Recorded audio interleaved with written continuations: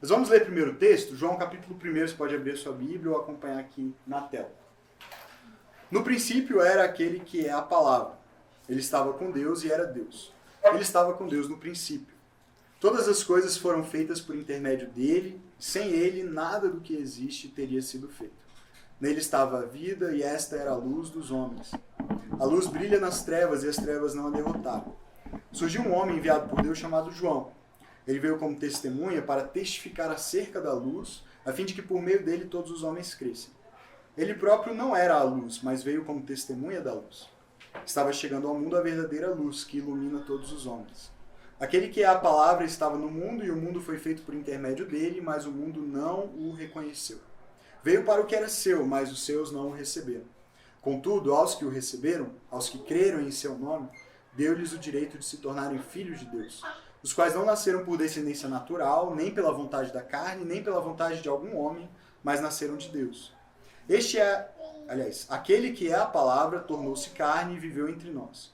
Vimos a sua glória, glória como do unigênito, vindo do Pai, cheio de graça e de verdade. João dá testemunho dele. Ele exclama: Este é aquele de quem eu falei, aquele que vem depois de mim é superior a mim, porque já existia antes de mim. Todos recebemos da sua plenitude graça sobre graça. Pois a lei foi dada por intermédio de Moisés. A graça e a verdade vieram por intermédio de Jesus Cristo. Ninguém jamais viu a Deus, mas o Deus unigênito, que está junto do Pai, o tornou conhecido. Amém? Na primeira semana nós focamos nos 3 primeiros versos que falam acerca dessa ideia de Jesus como a palavra, como o verbo, como aquele que estava com Deus no princípio e era Deus, por meio de quem tudo o que foi criado, foi criado. E nós vimos, e só alguns destaques bem rápidos, que quando ainda não há nada, já há Deus, e quando ainda não há nada, já há Jesus. Então, tudo o que começa, começa em Cristo. Nossas vidas têm origem nele, toda a criação teve origem nele, e nós vimos que esta igreja também tem o início nele, que nós não estamos começando uma igreja, Jesus começou a sua igreja, é um plano dele desde a eternidade, nós estamos apenas nos unindo ao que ele já está fazendo. E vimos que Jesus é um vértice, e daí também vem um pouco da ideia do nome da nossa igreja, Igreja Batista Vértice. Jesus é o vértice que conecta céu e terra, Deus e os homens, o eterno e o agora. Essa interseção, esse lugar de encontro. Depois, na semana seguinte, vendo do verso 4 ao verso 9, nós conversamos sobre a metáfora que João usa da luz, para falar sobre Jesus como a luz que veio ao mundo para dissipar as trevas, para derrotar as trevas, a luz que não foi derrotada pelas trevas. E vimos que sem luz não há vida, vimos que o princípio da história da escuridão é o prenúncio do seu fim, porque lembram-se que a gente olhou para Gênesis 1 e comparando com João 1, a gente vê que João reconstrói a história da criação para falar de uma nova criação em Cristo. E ele compara Jesus, portanto, com essa luz, assim como Deus cria a luz lá no princípio e faz com que as trevas retrocedam, Jesus também vem como luz para fazer com que as trevas sejam dissipadas. Vimos que nós não somos a luz, mas somos testemunhas da luz, assim como João Batista. João Batista não era a luz, mas veio como testemunha da luz, e esse é o nosso papel também como igreja, testemunhar acerca daquele que é a luz. E vimos que Jesus está desfazendo as obras daquele que é o príncipe da escuridão, para trazer claridade não só para o mundo lá fora, mas também para o nosso coração que é dominado por trevas, antes dessa luz brilhar, antes dessa luz irromper nessa escuridão que há em nós. E por fim, na semana passada, na terceira mensagem, do verso 10 ao verso 13, vimos que o foco aqui de João é falar acerca da experiência que aqueles que recebem Jesus em suas vidas, que creem no seu nome, vivem. A experiência de nascerem de novo. A experiência de não nascerem apenas de modo natural, por vontade da carne ou de algum ser humano, mas nascerem de Deus. E a gente olhou para João 3 também, a história que ilustra esse princípio, a conversa de Jesus com aquele mestre da lei chamado Nicodemos. Lembram-se disso? E a gente falou sobre a experiência a respeito da qual Jesus estava falando com ele, que ele não estava entendendo nada, mas de nascer de novo, nascer do Espírito, nascer da água e do Espírito. E vimos que quando a criatura reconhece o Criador, ela se torna filha. Ela assume um novo status, uma nova posição, a posição de filho de Deus. Vimos também que fé é lealdade. Não é seguir Jesus só de noite, como Nicodemos fez naquele primeiro momento, procurar Jesus escondido de todo mundo, com medo do que isso ia causar na sua reputação. Mas fé é lealdade, é comprometimento, é dia e noite, é presencial e virtual, é uma nova vida por inteiro, é um compromisso integral nosso com Jesus. Vimos também que o ser humano não é somente vítima, mas é amante das trevas. E esse é o grande ponto de tensão na história do Evangelho. Nós amamos as trevas. Por isso, quando João escreve esse primeiro capítulo, nesses versos de 10 a 13, ele diz, Jesus veio para o que era seu, mas os seus não o receberam. Né? Mas ele também mostra que há um remanescente, há alguns que creem nele, que o recebem, e esses recebem esse poder ou esse direito de nascer de novo e se tornarem filhos. Hoje a gente conclui essa introdução do Evangelho de João, focando nos versos de 14 a 18. E aqui está um dos meus versículos favoritos mesmo na Bíblia, que é o verso 14. Eu amo essa ideia que João retrata no verso 14, acerca da glória de Deus revelada em Jesus, ou por Jesus, e que essa glória é graça e verdade. Graça e verdade. Na verdade, a gente transformou essa expressão, graça mais verdade, numa equação. Pode pular direto para a próxima? Isso. Volta. Obrigado, cara. Nós temos falado aqui na nossa igreja que nós queremos ter um filtro como igreja. E o filtro é uma equação. Amor é igual a graça mais verdade. Porque veja só, o mesmo João, que escreveu João 1,14, dizendo que nós vimos a glória de Jesus como Filho de Deus e que ele era cheio de graça e verdade, ele escreveu 3 cartas que estão lá no finalzinho da Bíblia. E uma delas, a primeira delas, 1 João, no capítulo 4, verso 18, diz que Deus é amor. João diz, Deus é amor. Então, quando João define quem Deus é, a natureza, a substância, a essência de Deus, ele diz, Deus é amor. Amor não é só um atributo de Deus, amor é parte da essência de Deus. Deus tem outros atributos, mas a Bíblia não diz, Deus é ira, por exemplo. Embora a ira seja um dos atributos de Deus, o seu justo julgamento sobre o mal. Deus é misericórdia. Deus é misericordioso. Mas a Bíblia não diz Deus é misericórdia. Ou Deus é sabedoria. A Bíblia diz que Deus é sábio, mas não define Deus como sabedoria. Todos esses atributos fazem parte de quem Deus é, mas só um deles é usado para definir Deus e é justamente o amor. Deus é amor. Amor e Deus são inseparáveis. Todo o amor que é amor de verdade vem de Deus porque Deus é amor. Agora, se Deus é amor, mas esse Deus, quando se revela, quando a sua glória é vista, é percebida pelas pessoas, a Bíblia chama isso de graça e verdade. O mesmo João diz, nós vimos a sua glória e era cheio de graça e de verdade. Então nós podemos dizer que amor é igual a graça mais verdade. Ou seja, que Jesus, que é o amor encarnado, é graça e verdade. Perceba que não é só graça nem só verdade, ou ora graça, ora verdade. O apóstolo João escreve, ele era cheio de graça e de verdade. As duas coisas o tempo todo. Nós podemos dizer que, assim como Jesus é 100% homem e 100% Deus, ele é 100% graça e 100% verdade. Não parte um, parte o outro, mas 100% ambos. E a gente vai desenvolver um pouco essa ideia hoje para perceber a importância disso na prática para nós. Sabe, porque graça sem verdade não é amor e, consequentemente, não é Jesus. E também verdade sem graça também não é amor e não é Jesus. Nós vivemos num mundo que fala muito sobre uma suposta graça como sinônimo de amor. Mas que, na verdade, é só uma desculpa para cada um poder viver do jeito que quiser. Ao mesmo tempo, nós vivemos num mundo que acredita que cada um tem a sua verdade, pode viver a sua verdade e tenta convencer os outros que eles estão errados ao mesmo tempo. É um paradoxo, porque a gente quer essa liberdade extrema de cada um acreditar no que quiser, mas quando o que o outro acredita é muito diferente e oposto ao que eu acredito, especialmente por conta dessa polarização ideológica, política, partidária que nós temos vivido, aí a verdade do outro se torna um perigo para mim, uma ameaça. E aí eu já não reconheço como verdade mais. Então a gente percebe a fragilidade dessa relativização do que é a verdade, do que é a graça. E muitas vezes a verdade, a suposta verdade em que eu acredito, que o outro acredita, se torna um instrumento de opressão e de condenação para quem é diferente, em vez de libertação, como a verdade graciosa de Jesus é. Jesus disse, vocês vão conhecer a verdade vai libertar vocês. E a gente tem visto as supostas verdades do nosso tempo oprimindo, condenando, julgando, matando, ao invés de libertar. Essa ideia de que graça e verdade precisam caminhar juntas não é uma ideia nova na narrativa bíblica que aparece só aqui em João ou no Novo Testamento. Na verdade, o Antigo Testamento tem uma reputação um pouco má em alguns círculos cristãos e fora da igreja também. As pessoas muitas vezes tiram do contexto alguns trechos do Antigo Testamento para dizer, tá vendo? Olha o que a Bíblia diz. E aí acusam Deus de ser um genocida, de exterminar populações inteiras de povos que eram inimigos de Israel, por exemplo, ou acusam os cristãos de serem a favor das maiores atrocidades que já aconteceram, seja contra mulheres ou contra minorias e coisas do tipo. Mas, na verdade, se nós fizermos uma leitura justa e coerente do Antigo Testamento, a gente vai encontrar graça e verdade lá também. A gente vai encontrar as duas coisas, embora ainda não totalmente unidas e reveladas.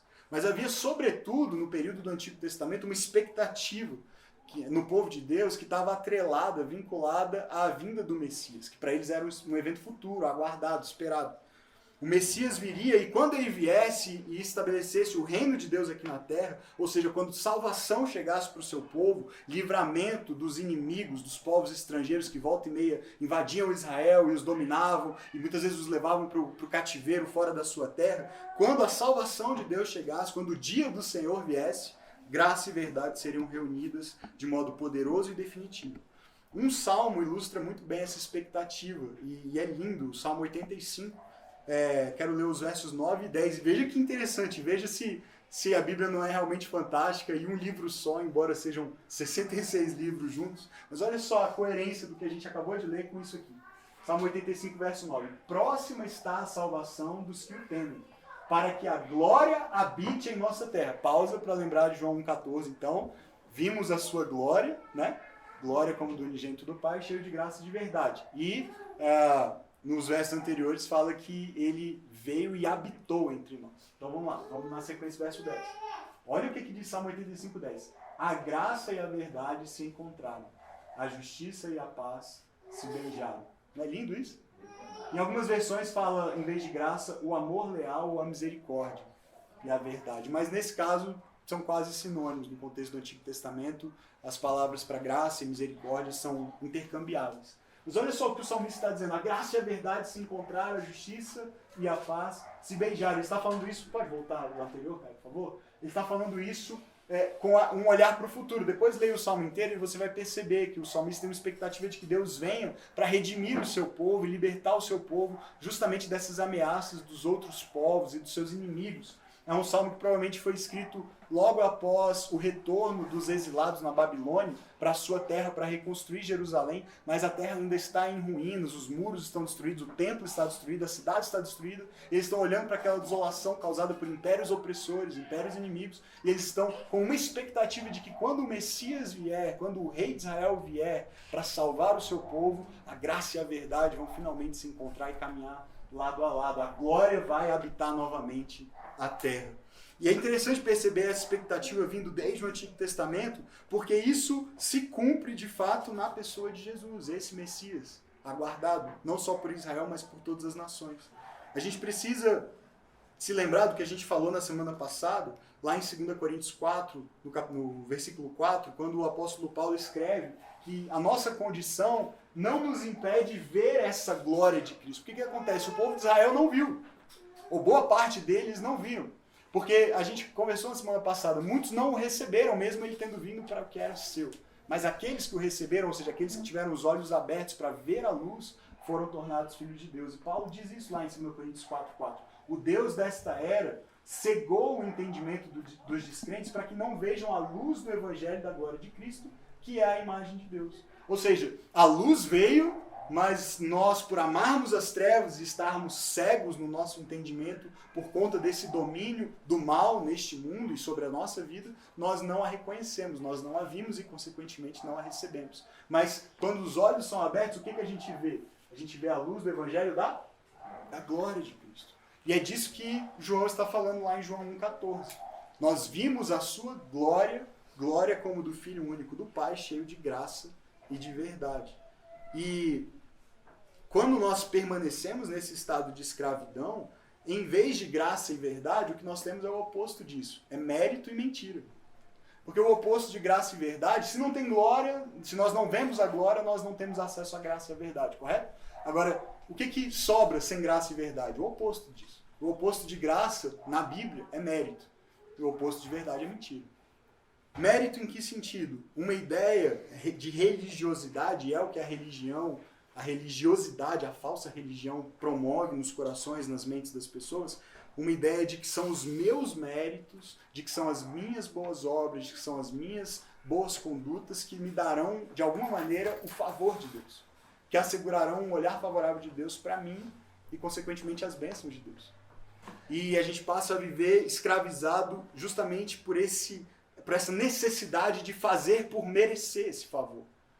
E, consequentemente, é por isso que graça e verdade são inseparáveis, porque isso é uma mentira. Então, consequentemente, se estamos escravizados por essa ideia de mérito e de religiosidade, nós estamos presos a uma mentira, essa cegueira espiritual que nos impede de perceber a verdade acerca da própria graça.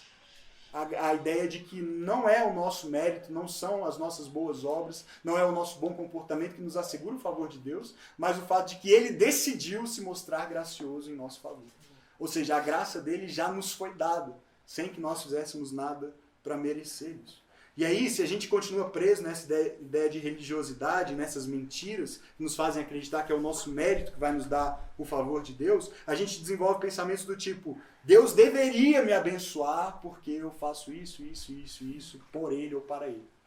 Porque eu sou uma boa pessoa, porque eu não faço o mal, porque eu não sou como o fulano, né, que está na notícia agora, indo lá para a Ucrânia fazer sabe Deus o quê, né, os nossos políticos abençoados. A gente começa a desenvolver esse tipo de lógica. Ou no outro extremo, a gente se martiriza e se culpa dizendo Deus nunca pode me abençoar. Tem gente que tem essa mentalidade, por incrível que pareça, diz assim, você chama a pessoa para vir para a igreja, por exemplo, participar com a gente, a pessoa diz, eu não posso, porque eu ainda tenho que acertar primeiro a minha vida com Deus. E aí eu sempre digo, mas é exatamente para isso que eu estou te convidando. O convite vem primeiro, o acerto vem depois. Percebe? O convite da graça é esse. Venha como está, venha do jeito que você se encontra. Deus não tem medo dos nossos pecados, Ele quer nos perdoar, Ele quer nos abraçar, Ele quer nos acolher e nos transformar a partir desse encontro. Mas a gente passa a viver escravizado por essas mentiras, por essa distorção da graça ou essa rejeição da graça que nos faz viver com base nos nossos próprios méritos. E aí a gente se enrola todo, porque o nosso mérito nunca vai ser o bastante, se é que fosse possível, mas nem é, mas para atingir o patamar de perfeição, de santidade, de glória de Deus. E a gente sempre vai ficar em dívida. E é por isso que Jesus vem. É exatamente para quitar essa dívida. A graça é esse favor imerecido que nos alcança a despeito do nosso mérito. E é importante perceber isso. Graça não é o oposto de esforço. Graça é o oposto de mérito. E essa é uma distinção importante. Tem muita gente que acha que a vida cristã não tem esforço, é só receber, é tudo de graça, então é só receber a graça de Deus e desfrutar. Mas na verdade, graça é o oposto de mérito, não é o oposto de esforço. Existe um esforço envolvido para viver essa graça. Você recebe, mas você passa a precisar adotar uma série de mudanças e ajustes e renúncias e sacrifícios e disciplinas novas na sua vida para conseguir seguir a Deus da maneira como Ele te chama. Para andar com Jesus, para ser um discípulo de Jesus. Isso requer mudança, esforço. Tem esforço envolvido. O que não tem é mérito. Percebe a diferença? Isso é importante. Agora, a gente precisa entender o que é essa glória que se revela como graça e verdade. O texto diz que nós vimos a glória. Então, é um conceito um pouco assim, abstrato para a gente. Né? O que é a glória de Deus? Não é tão fácil de definir. A gente fala muito, canta muito sobre a glória de Deus. Deus seja glorificado na minha vida e tal. A gente fala que o nosso propósito é glorificar a Deus. Mas quando a gente vai definir o que é glória, não é tão simples assim. Uma das definições, e uma das que eu mais gosto, é que a glória é a publicação ou a manifestação visível dos atributos de Deus. Então, no momento em que a gente pode enxergar aquilo que antes era invisível, algo de Deus que se mostra visível a nós, essa é a glória de Deus. Quando pessoas têm encontros com Deus, sobretudo no Antigo Testamento, geralmente é um encontro com a chamada glória de Deus. Lembra-se que a glória de Deus se manifestava para Israel no deserto em forma de coluna de fogo e nuvem de fumaça? Né? Uma nuvem que cobria do calor de dia e uma coluna de fogo que iluminava e aquecia à noite. Eles eram conduzidos por isso, era uma manifestação visível do poder, da santidade, da sabedoria, da proteção, do refúgio de Deus para o seu povo. Quando Salomão consagra o templo que ele constrói para Deus em Jerusalém, o texto diz que uma nuvem de fumaça encheu o templo de tal maneira que os sacerdotes não podiam nem entrar para exercer o seu trabalho, porque o templo estava totalmente tomado pela glória de Deus. Era uma fumaça densa, mas era uma maneira de representar, de tornar visível essa presença santa de Deus. Agora aqui, especificamente em João, lá 1,14, quando o texto diz que nós vimos a glória, nós não vimos uma nuvem de fumaça, nós não vimos uma luz intensa, nós não vimos uma coluna de fogo, nós vimos uma pessoa, certo? Porque ele está falando sobre Jesus. Ele veio e nós vimos a sua glória. Então, a glória de Deus em Cristo, o pastor John Piper traz essa definição, é a sua disposição graciosa em relação a nós, sem comprometer sua verdade, ou seja, a sua fidelidade a si mesmo. Então, quando João escreve que nós vimos essa glória e ela era cheia de graça e de verdade, o que isso quer dizer? Quer dizer que Deus decidiu ter uma disposição graciosa a nosso respeito, sem negociar a verdade acerca de quem Ele é. E isso vai ser importante quando a gente avançar um pouquinho mais, porque a gente vai perceber que algo precisava ser feito em nome da verdade, que aqui na Bíblia é sinônimo de fidelidade também, em nome da fidelidade de Deus ao seu próprio caráter. Deus não poderia simplesmente passar um pano, né, e deixar passar sem punição todo o pecado da humanidade, toda a rebeldia dos seres humanos contra Ele, porque a glória dele havia sido corrompida por conta dos nossos pecados. Quando nós nos rebelamos contra Deus e caímos, quando nós abraçamos, nos tornamos, como vimos na semana passada, amantes das trevas e não de Deus, isso precisava de alguma maneira ser julgado. Porque se Deus simplesmente deixasse isso para lá, fechasse os olhos para isso, ignorasse isso, o mal que domina o mundo bom que Ele criou, a boa criação dele, Ele não estaria sendo verdadeiro, ou seja, fiel ao seu próprio caráter. Porque como um Deus bom, justo, reto, e verdadeiro, o mal precisava ser, de alguma maneira, extirpado do mundo bom que ele fez. Então a graça de Deus, caminhando junto com a verdade, é esse mistério em que Deus se mostra favorável a nós, sem comprometer a sua própria fidelidade a si mesmo, ao seu próprio caráter. Dá para entender isso? Ele não diz assim, não, eu vou fazer vista grossa para os seus pecados, eu vou ignorar a maldade do seu coração, eu vou ignorar o caos em que o mundo se transformou por causa dos pecados de vocês, porque eu amo vocês. Então tá tudo bem. Nem um bom pai ou uma boa mãe faria isso com um filho ou uma filha, não é verdade? Por mais que a gente ame os nossos filhos, a gente corrige os nossos filhos quando eles erram. Por quê? Porque a gente sabe que o amor precisa vir com graça e com verdade. Porque se a gente simplesmente deixa passar, a gente não está amando de verdade os nossos filhos. Em algum momento isso vai repercutir em prejuízo para eles e prejuízo para os outros. Eles vão se tornar um problema para o mundo, né? Então a gente tem uma responsabilidade de educar e de corrigir. E isso é amor. Deus faz o mesmo. Deus não pode simplesmente ignorar os pecados da humanidade. Por que se Deus é tão bom, por que ele simplesmente não elimina o mal do mundo? Porque ele teria que eliminar a gente. Porque o mal, quem causa o mal no mundo somos nós. E ele nos ama. E ele não quer fazer isso. E ele decidiu, por alguma razão, não fazer isso, não nos eliminar. Ele decidiu nos restaurar. E é por isso que graça e verdade precisam caminhar juntos. Então veja, Deus é fiel ao seu caráter, Deus é fiel à sua natureza, às suas palavras, às suas promessas, ele não pode negar a si mesmo.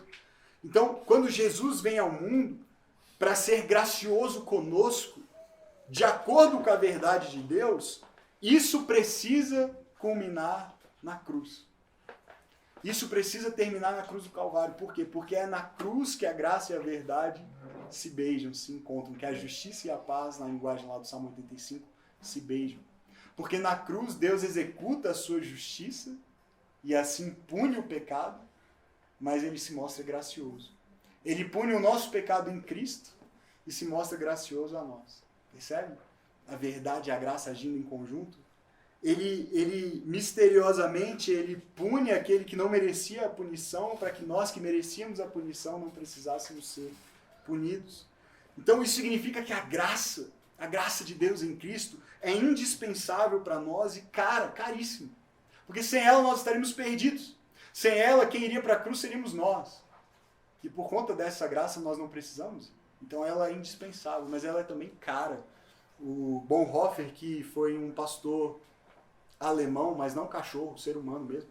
A piada foi ruim. O pastor alemão na Alemanha nazista, ele resistiu ao regime de Hitler e começou um movimento, inclusive, de resistência lá de pastores, os poucos pastores que não se corromperam e se venderam para o regime nazista. Começou um seminário clandestino e tal. Ele escreveu um livro e nesse livro, que é sobre o custo do discipulado, ele desenvolve a ideia da graça barata. E ele fala que já naquele tempo, lá na década de 40, né, naquele tempo, eu acho que hoje então nem se fala, mas a igreja já estava vivendo essa realidade de um discipulado que vende para as pessoas uma graça barata, uma graça que não custa nada, uma graça que não te leva a mudar de vida. E na verdade o que ele mostra é que a graça é caríssima. A graça custou a vida de Jesus. A graça custou tudo para ele, para que pudesse ser de graça para nós. Certo? Então, a cruz é o lugar onde a graça se revela da forma mais evidente. Porque, embora ela seja gratuita para nós, ela custou tudo para Deus. Porque Deus, para não negar a si mesmo, precisou vindicar a sua glória, que nós desprezamos e distorcemos com os nossos pecados. E aí o mesmo John Piper ele diz também o seguinte: quando Cristo morreu, Deus foi fiel a si mesmo, porque o pecado foi punido. E quando Cristo morreu, Deus foi gracioso conosco, porque Cristo sofreu a punição e não nós. Então a graça não é deixar de punir o pecado. A graça de Deus é punir o pecado em Cristo, para que eu, como pecador, não precise ser punido, mas possa ser salvo. Amém? Maravilhoso isso. Quando nós entendemos a graça, isso muda tudo. E aí na sequência do texto, a gente tem aí o próximo versículo, verso 16 diz assim: todos nós recebemos da sua plenitude graça sobre graça. Então perceba, a ênfase é na graça e na verdade, no verso 14, vimos a sua glória, era cheio de graça e de verdade, mas depois João faz um zoom, né, aproxima a lupa só na graça, e ele diz: o que nós recebemos de Jesus foi graça sobre graça, dessa plenitude, dessa glória que se manifestou, nós recebemos graça sobre graça. E aqui, essa ênfase na graça significa que a maneira como as pessoas veem a glória de Deus hoje, na pessoa de Cristo, é por meio da graça.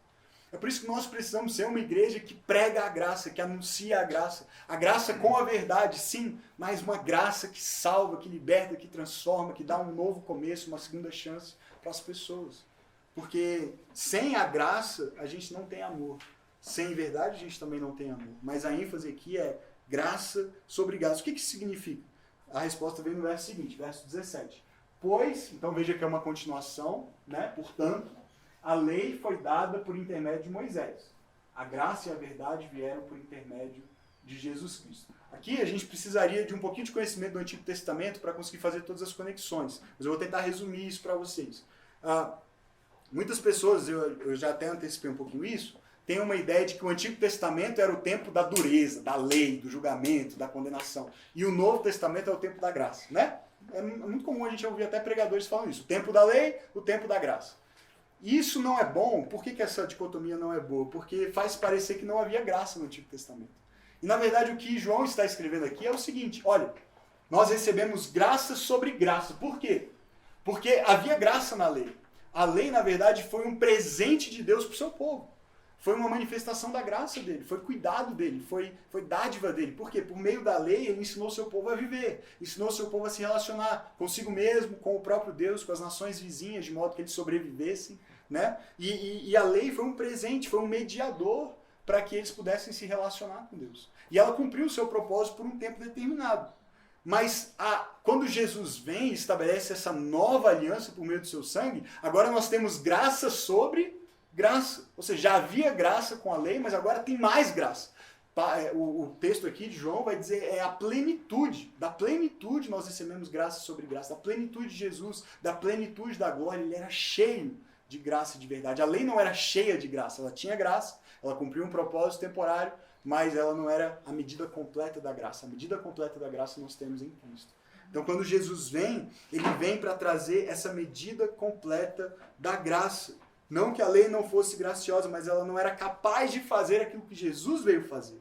Jesus veio para fazer por inteiro e por completo o que a lei não foi capaz, que é assegurar o perdão dos nossos pecados e, mais do que isso, mudar a natureza do nosso coração. Por isso que na semana passada nós falamos sobre o novo nascimento. Porque não é só um ajuste exterior a um novo conjunto de regras e mandamentos, sabe? Dizer assim, não, agora deixe de fazer isso, passe a fazer aquilo outro. Jesus vem para mudar o coração, porque se eu mantiver o mesmo coração de antes, mesmo que eu me esforce a seguir os novos mandamentos que Jesus traz, eu não vou conseguir. Por quê? Porque o problema está no coração, que é amante das trevas. Então, enquanto o novo nascimento não acontece, enquanto uma mudança de natureza não acontece, eu continuo amando as trevas. E eu posso me esforçar para andar na luz por um tempo, mas volta e meia eu vou tropeçar e vou voltar ao caminho de trevas anterior. Então Jesus vem para mudar a natureza e fazer com que o nosso coração, que antes amava as trevas, passe a amar a luz.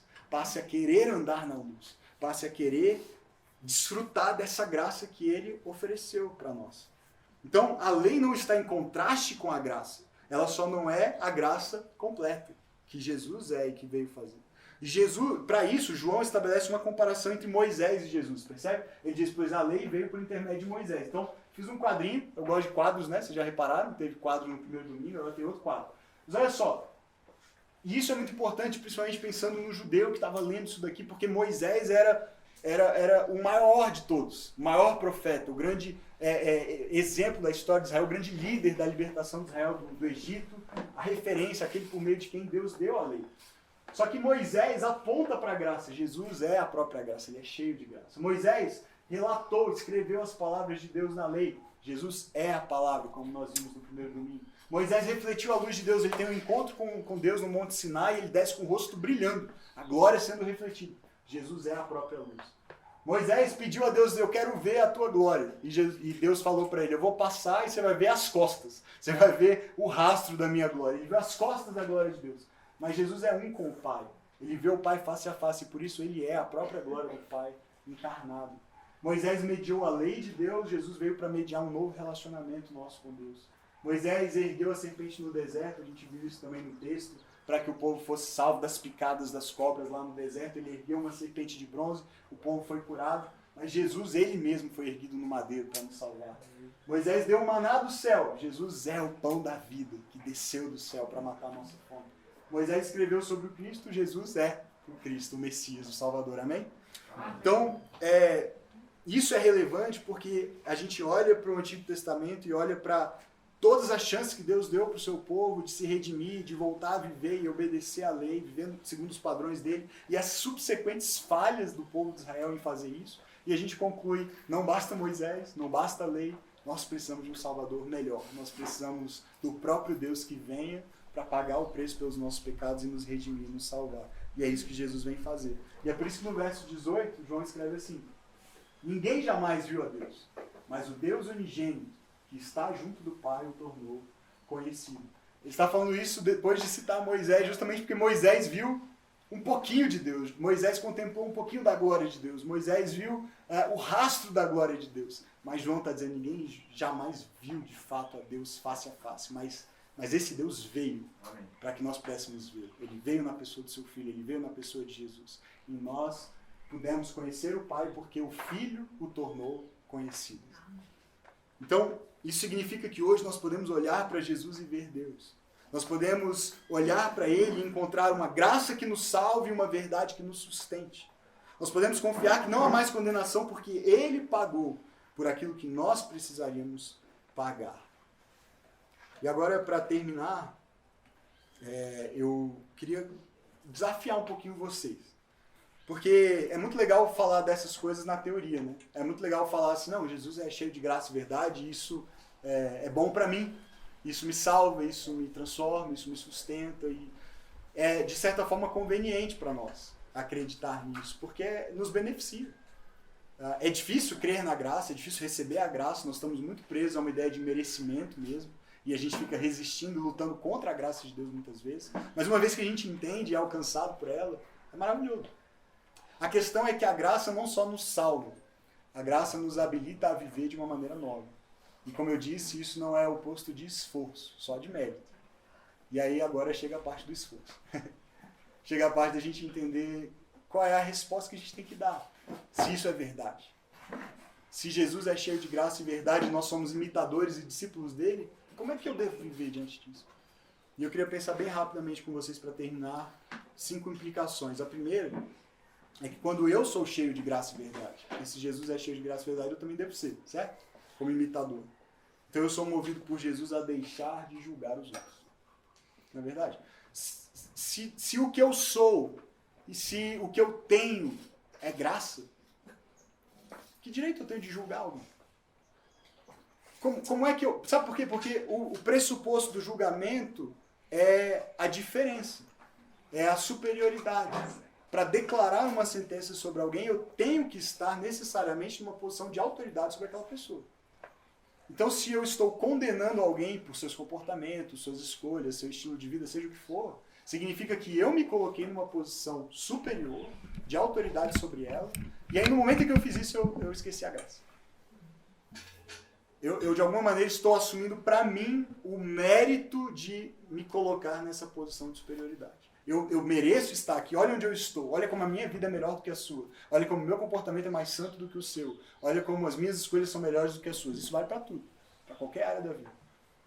E aí no momento em que eu aponto o dedo para julgar, no momento em que eu me coloco nessa posição superior, eu joguei fora a graça. Eu estou atribuindo a mim o mérito. E eu me coloco numa posição de me sentir digno de julgar quem quer que seja. Só que a verdade é que a graça nos iguala. Porque a verdade é que nós somos todos pecadores. Todos nós merecemos a condenação. E a única diferença que pode haver nas nossas vidas é causada pela graça. A transformação, a salvação, o novo nascimento, a santificação. É obra, tudo isso é obra da graça de Deus. E se é graça, o apóstolo Paulo diz, eu vou me gloriar do quê? Por que eu posso me gloriar se foi graça? Por que eu posso bater no peito e dizer, não, tá vendo? Como eu vivo, o que eu faço, quem eu sou? Foi graça. Então eu não posso mais julgar ninguém. Em segundo lugar, quando eu sou cheio de graça e verdade, eu sou movido por Jesus a lutar contra os meus pecados. Porque um outro mito que existe é o de que, se é tudo graça, então não importa como você vive, porque é tudo graça e tá tudo bem. Só que quem pensa assim, eu posso afirmar com bastante segurança, não entendeu a graça. Não conhece a graça. Porque a graça te leva para a cruz. A graça te leva a olhar o preço que custou a sua salvação. O preço que foi pago por Jesus para vencer os seus pecados e te perdoar deles. Agora, como é que eu vou voltar para eles? Se ele precisou ir à cruz para me libertar daquilo, daquela vida, daquela miséria, daquela podridão, daquela escuridão. Como é que eu posso querer voltar para lá? Como é que eu posso jogar fora o que ele me oferece de novo para voltar para o velho? Então, o que a graça faz e a verdade me capacita a viver, a verdade me liberta, certo? Então, ela me capacita a andar numa vida nova, livre da vida velha. Quem vive pecando é porque não entendeu a graça e não a experimentou na sua vida. Mais do que não entender, porque não é um conceito para se entender, é uma pessoa. Jesus é a própria graça e a verdade de Deus encarnadas. Então, se eu me encontro com Ele, se eu experimento esse novo nascimento, aí eu posso andar nessa novidade de vida e eu não vou querer mais voltar para trás, amém? Amém? Eu posso até sentir vontade em alguns momentos, eu posso falhar e vou certamente falhar e tropeçar em muitos momentos, porque o pecado não foi totalmente eliminado de mim e do mundo. Mas haverá algo dentro de mim lutando contra isso. Não é mais uma escolha livre, voluntária, consciente e prazerosa viver no pecado. Toda vez que eu peco, eu me entristeço. Toda vez que eu peco, eu confesso, eu peço perdão, eu vou para Deus e peço misericórdia e digo para Ele, eu não quero voltar para a vida de antes, eu quero uma vida nova. E eu começo a experimentar um poder novo em mim que me capacita a viver essa nova vida. O efeito da graça em mim é querer viver em justiça e santidade para a glória de Deus. E terceira implicação é que quando eu sou cheio de graça e verdade, eu sou movido por Jesus a reordenar meus amores, pensamentos e emoções a partir de uma nova identidade nele. A graça redefine quem eu sou. Lembram-se, a gente viu na semana passada, eu me torno filho. E agora, como filho de Deus, eu entendo que o meu primeiro e maior amor e a minha maior devoção é a Ele mesmo. Então, tudo que é amor dentro de mim, todas as coisas as quais eu amo, eu começo a rever para que o meu maior amor seja Ele. Jesus disse, o maior mandamento é amar a Deus sobre todas as coisas e o próximo como a si mesmo. Tudo que é amor a mim mesmo, a minha própria vida, a minha própria ambição egoísta, eu preciso reorganizar. Então eu começo a deixar esses velhos amores em segundo plano para priorizar esse amor que é de Deus e vem de Deus. E isso muda a minha maneira de pensar, a minha maneira de sentir. Eu não sou mais escravo das minhas emoções, mas agora elas também são transformadas e redimidas por esse encontro com a graça. Nós submetemos o controle do coração, corpo e mente a Jesus. Em quarto lugar, quando eu sou cheio de graça e verdade, eu sou movido por Jesus a uma vida de profunda alegria e gratidão. Profunda alegria e gratidão. Porque como não responder com alegria e gratidão a essa graça maravilhosa? Sabe, como é que eu posso ser uma pessoa mal-humorada, chata e cri-cri, e crítica e ácida com todo mundo, se eu sei de onde eu saí, se eu sei quem eu seria, quem eu era e quem eu ainda seria sem Jesus? Eu preciso expressar alegria e gratidão. A vida pode não estar perfeita, eu posso ainda ter muitos desafios, muitos problemas, e não é toda hora que a gente vai conseguir se sentir super alegre e grato, né? Mas ela precisa ser crescente nisso. As pessoas precisam olhar para nós e ver o povo mais feliz da Terra. É por isso que crente canta. Você sabia disso? É por isso que a gente canta. Né? É uma pergunta que eu me faço às vezes, e eu imagino que muitos não cristãos se fazem também essa pergunta. Por que esse povo canta tanto, né? Por que toda vez que eles se juntam, eles cantam, e tem um monte de música, e tem instrumento. Gente, porque não tem jeito melhor de expressar alegria, gratidão, louvor, adoração a Deus. Porque a gente sabe quem a gente era e quem a gente é agora, e não tem a ver com a gente, tem a ver com Ele. Foi a graça dele que nos tirou daquele lugar e nos trouxe para a vida. Nos tirou da morte, nos trouxe para a vida, nos tirou da condenação, nos trouxe para a vida eterna. Então a gente canta, a gente celebra, a gente se alegra, a gente festeja. Por quê? Porque nós estamos cheios da graça e da verdade, e esse é um dos efeitos dela. E por fim, em quinto lugar, quando eu sou cheio de graça e verdade, eu sou movido por Jesus a torná-lo conhecido.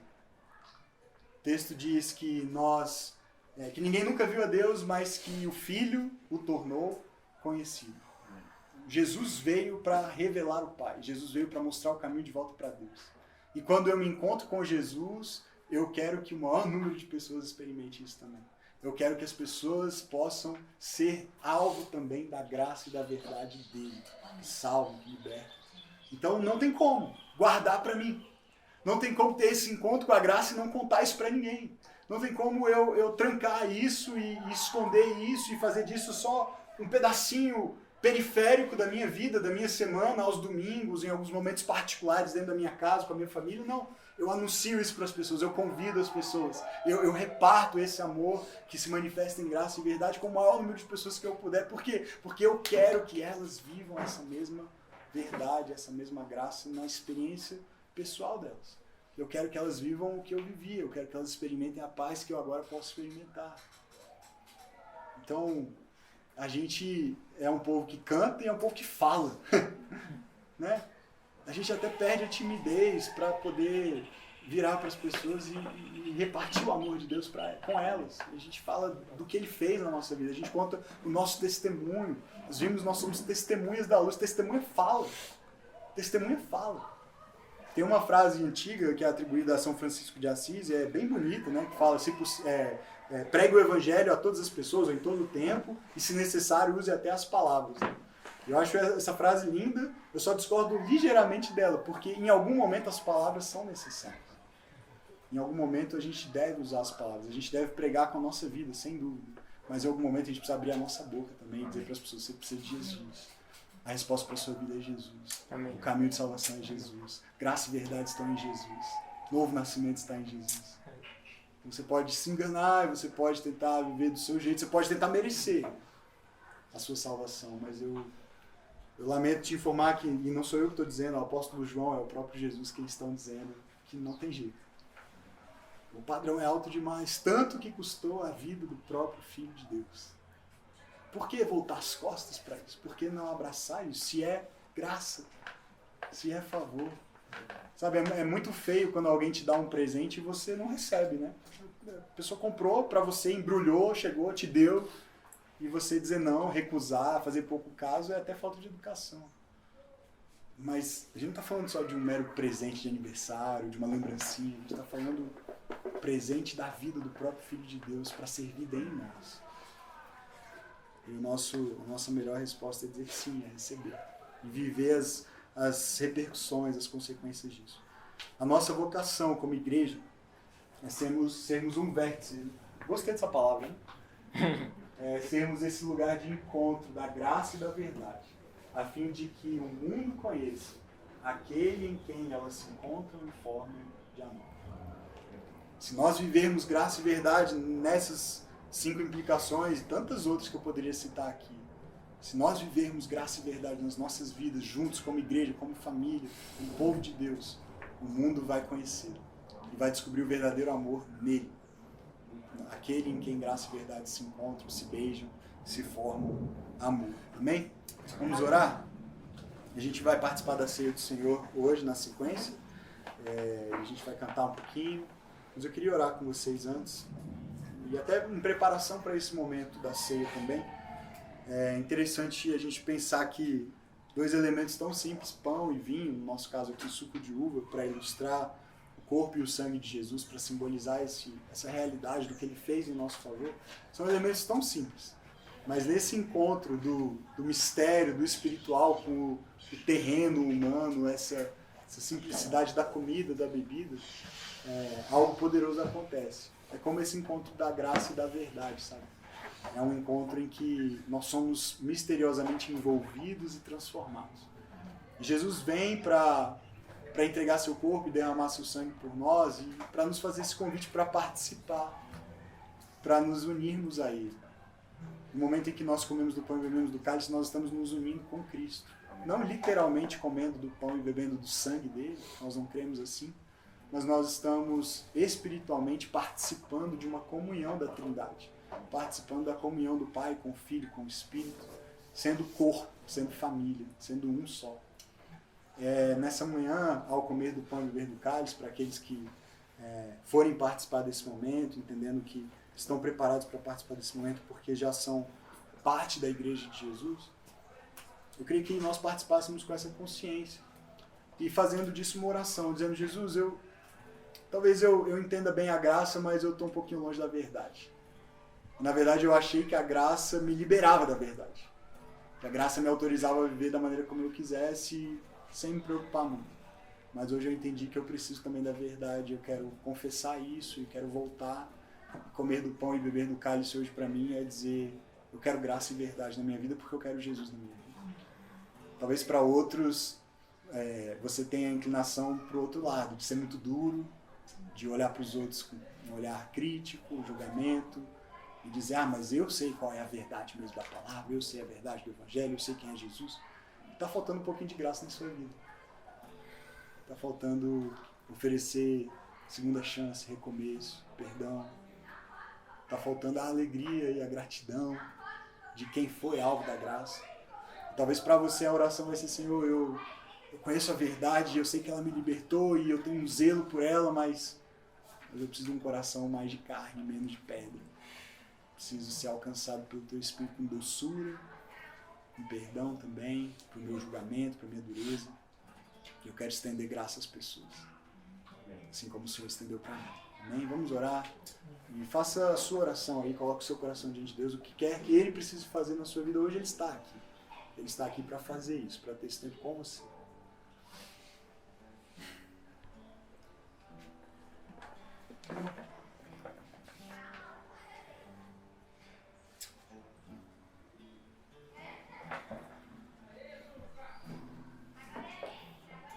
Obrigado, Jesus, por ter se revelado como graça e verdade. Nós precisamos dos dois. Não queremos viver uma vida pela metade. Não queremos viver um evangelho pela metade. Perdoa-nos porque muitas vezes somos tão rápidos para julgar os outros, para apontar o dedo, para criticar, para nos sentirmos os donos da verdade. Nos falta graça, Senhor. Perdoa-nos também porque muitas vezes nós temos graça demais com a gente, com os nossos erros, e pouca graça com os erros dos outros. Perdoa-nos por muitas vezes queremos tanto a verdade que nos esquecemos de viver a graça e permitir que essa graça nos preencha e gere resposta de alegria, de gratidão, de leveza, por termos sido perdoados e redimidos, lavados no Teu sangue. Dá-nos essa união, esse encontro da graça e da verdade que nos leva a viver uma vida santa, piedosa, reta aos Teus olhos e ao mesmo tempo leve, feliz, cheia de amor, cheia da Tua presença. Ajuda-nos, Senhor, a viver isso, não só para que nossa vida seja melhor, mas para que a gente possa anunciar quem Tu és com clareza para o mundo. As pessoas estão precisando desesperadamente conhecer a verdade e conhecer a graça, que as salva, que as liberta. E nós temos isso para oferecer, nós temos essa vida para dar, para repartir. E ao partirmos o pão e compartilharmos do cálice nessa manhã, nós nos lembramos do que Jesus fez e nós queremos fazer o mesmo. Nós queremos dar a nossa vida como uma oferta de graça e de verdade para as outras pessoas. Nós queremos que o nosso exemplo, que a nossa postura, que as nossas palavras, que as nossas ações possam gerar vida ao nosso redor, na nossa casa, para os nossos filhos, Deus, para os nossos vizinhos, para os nossos amigos. Nosso maior desejo é que eles vejam Jesus. Aquilo que antes estava oculto se revelou e agora está visível e acessível ao mundo por meio da Tua igreja, por meio da nossa vida. Ajuda-nos a viver assim, Senhor. Alimenta-nos hoje ao comermos do pão e bebermos do cálice. Fortalece-nos para que a nossa vida reflita quem Tu és. Enche-nos da Tua graça, da Tua verdade, nós pedimos em nome de Jesus. Para cada coração ansioso, aflito, angustiado, pesado que está aqui, talvez com o peso da culpa por uma vida de pecado, talvez o peso da distância em relação ao Senhor já há muitos anos. Para outros que estão descomprometidos e achando que podem seguir vivendo assim sem consequências. O Teu doce Espírito os convença e os atraia. Amém. A palavra diz que o Senhor nos atrai com laços de amor, de benignidade, de bondade, de misericórdia, de compaixão. Envolve-os com essa graça, com a Tua verdade, para confrontar e constranger em amor, trazê-los de volta para a presença do Pai. Nós oramos assim e abençoamos cada um que está aqui nessa manhã, em nome de Jesus. Amém.